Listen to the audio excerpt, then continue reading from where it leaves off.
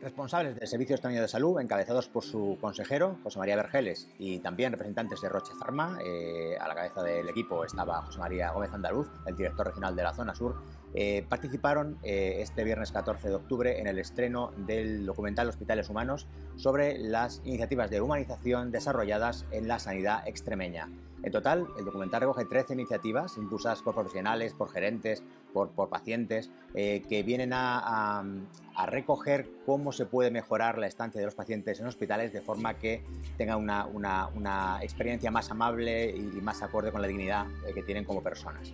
El acto concluyó con la entrega de las insignias a los responsables de estos proyectos de humanización y, bueno, en general, con buenas sensaciones por parte de todos los asistentes.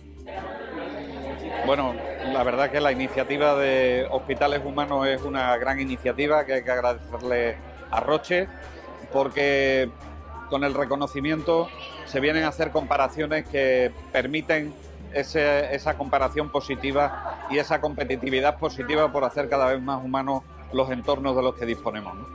Y luego agradecerle muy mucho a los profesionales y a todos los hospitales el que hayan sido capaces de presentar iniciativas que hayan podido ser distinguidas, que hayan podido ser premiadas, y animar al sistema sanitario a que siga en esta senda.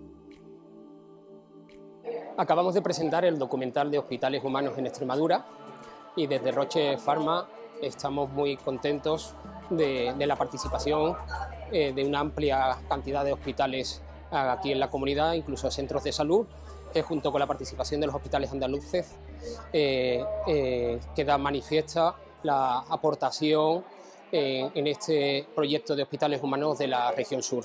Quiero felicitar a todos los profesionales sanitarios que con su puesta en escena y su protagonismo en cada uno de los documentales lo que reflejan es el valor que hay detrás en cada uno de los proyectos de humanización en unas épocas tan necesarias como la que estamos actualmente.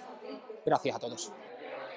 Qué importante, ¿no? Pues hacer visibles esas pequeñas gotas, esas pequeñas iniciativas, que no pequeñas, pero a veces muy silenciadas o a veces pasan desapercibidas en nuestro día a día.